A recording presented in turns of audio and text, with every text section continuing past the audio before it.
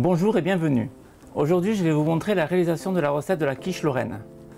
Pour cela, il nous faut de la crème fraîche, donc épaisse ou liquide, des lardons fumés, des jaunes d'œufs, des œufs entiers, de la pâte brisée et des aromates, donc du sel, noix de muscade. On peut mettre du piment d'Espelette et du poivre. Nous allons donc commencer par abaisser notre pâte brisée.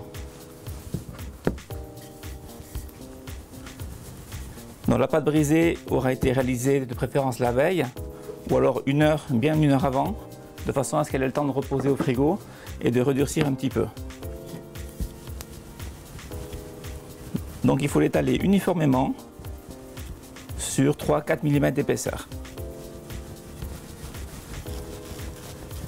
Donc cette pâte sera cuite à blanc.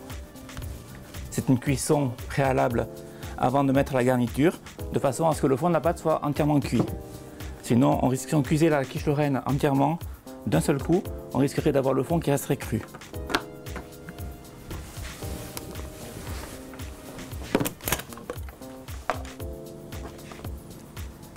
Je rajoute un peu de farine.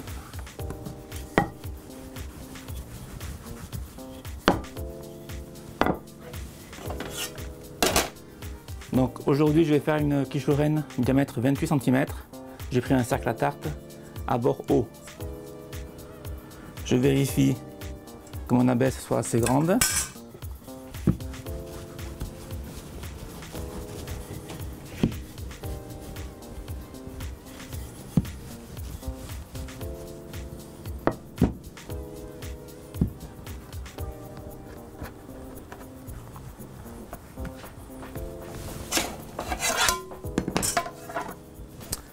Donc j'installe mon cercle sur une plaque à pâtisserie et je vais foncer mon cercle. Alors foncer signifie faire épouser à la pâte la forme du cercle en formant bien l'angle droit qu'il y a entre le cercle et la plaque.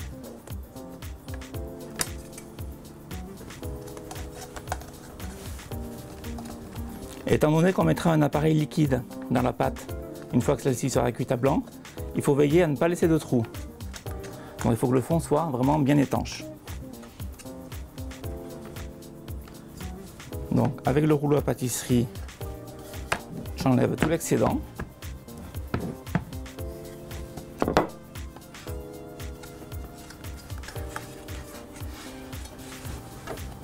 Et je peaufine en faisant tout le tour, en pressant la pâte entre le pouce et l'index.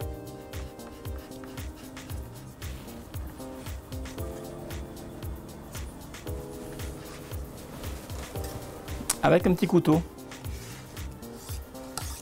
j'enlève à nouveau l'excédent de pâte qui dépasse, donc un mouvement de l'intérieur vers l'extérieur.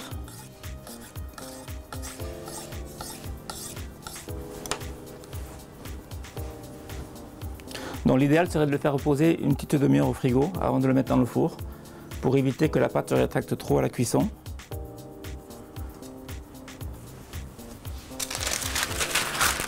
Ensuite,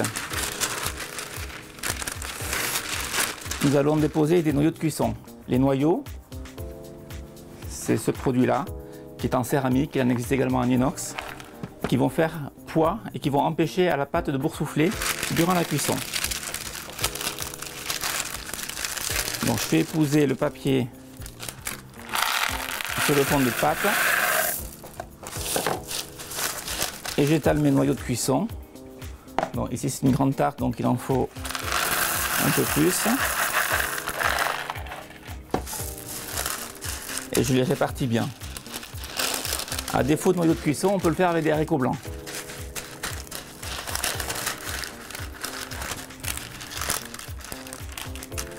Voilà, j'enfourne donc mon fond de tarte à 180 degrés pendant 15 à 20 minutes et on se retrouve juste après. Mon fond de pâte est cuit. Donc ça nous a mis un petit quart d'heure. Donc on peut se rendre compte que le bord est pratiquement cuit alors que le fond n'est pas entièrement cuit. Il va terminer de cuire avec la garniture. Donc dans un premier temps, on va débarrasser les noyaux de cuisson qui sont très chauds. Attention de ne pas vous brûler.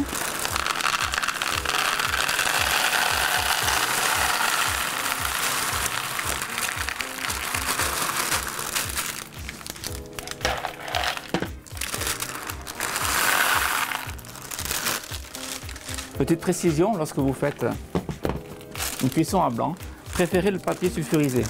Ne mettez pas de papier aluminium, il collerait à la pâte. Le papier sulfurisé ne collera pas.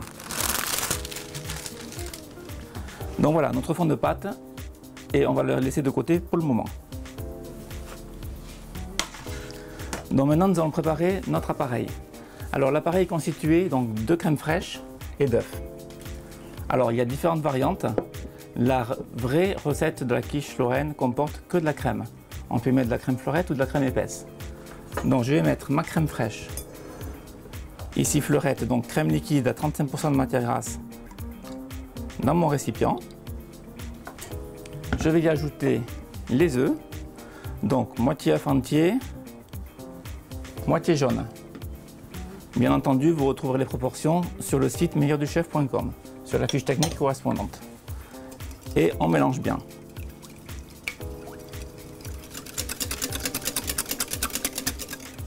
Donc ne pas oublier d'assaisonner, donc de sel fin. Attention, pas trop parce que les lardons sont déjà salés. De poivre.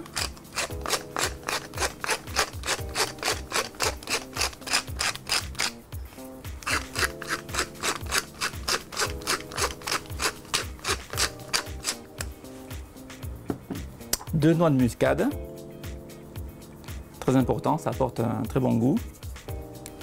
On peut également rajouter un petit peu de piment d'Espelette, donc piment originaire du Pays Basque. Ça peut remplacer le poivre ou être en complément.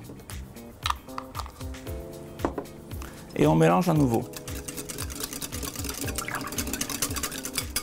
Donc afin d'avoir un appareil bien homogène, le fouet c'est bien et le mixeur c'est mieux.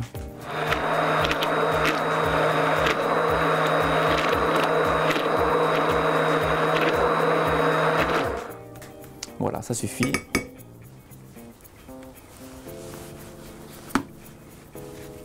Donc on va laisser notre appareil de côté pour le moment. Et la garniture, il y a donc des lardons. Alors là aussi, il y a différentes versions. La quiche lorraine, on dit qu'elle comporte des lardons, du fromage râpé, donc de l'emmental, du comté, un petit peu ce qu'on veut. La vraie quiche lorraine ne comporte que des lardons. Donc vous pouvez rajouter du fromage si vous le voulez. C'est à votre bon vouloir, c'est au choix. Ici, nous n'allons mettre que des lardons. Dans les lardons, poitrine de porc fumé, qui aura été décoignée et taillée en lardons. Avant de la mettre dans la quiche, on va les faire revenir à la poêle. Donc la cuisson de nos lardons, dans une poêle bien chaude, verser les lardons et les faire revenir.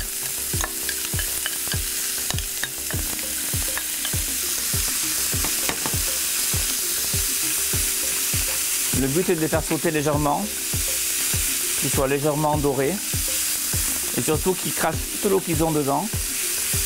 Sinon, elle va couler dans la quiche et la quiche sera détrempée, ça ne sera pas bien du tout.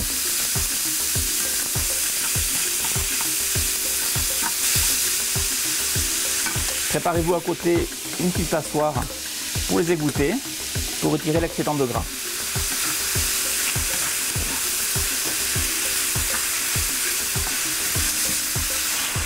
Voilà, on va arrêter là, pas la peine d'aller plus loin. Donc, on va les égoutter.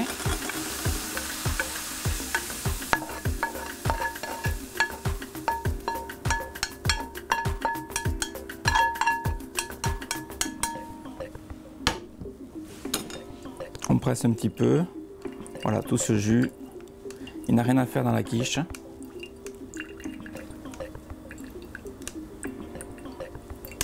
Voilà. Donc maintenant on va garnir notre fond de pâte. Donc je reviens sur la cuisson à blanc.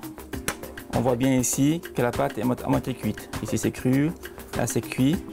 L'important c'est le dessous. Vous voyez, le dessous est entièrement cuit. Donc on sera sûr d'avoir une pâte qui ne sera pas détrempée et une pâte qui ne sera pas crue. Donc les bords sont restés droits, le plus droit possible. Donc on va étaler nos lardons sur le fond de pâte. Donc je répartis bien les lardons sur toute la surface du fond de tarte. Et selon qu'on est gourmand, plus ou moins, on peut en rajouter ou en enlever. Ici on aura une quiche qui sera bien garnie. Chacune des parts aura bien sa ration de lardons. Voilà. Et maintenant il ne reste plus qu'à rajouter donc notre appareil qu'on a réalisé juste avant.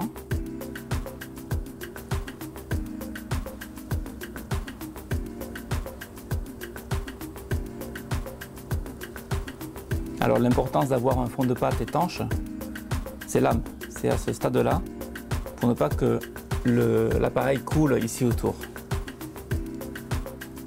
Donc à ce stade-là, nous allons procéder à la cuisson. Donc je ne l'ai pas rempli jusqu'au bord, de façon à faire un petit complément d'appareil lorsque j'aurai la quiche dans le four, parce que c'est difficile à transporter sinon jusqu'au four. Et on se retrouve juste après la cuisson. La quiche est enfin cuite après 25 à 30 minutes de cuisson. Il ne nous reste plus qu'à retirer délicatement le cercle en inox et à la servir à nos invités. Bon appétit et à très bientôt.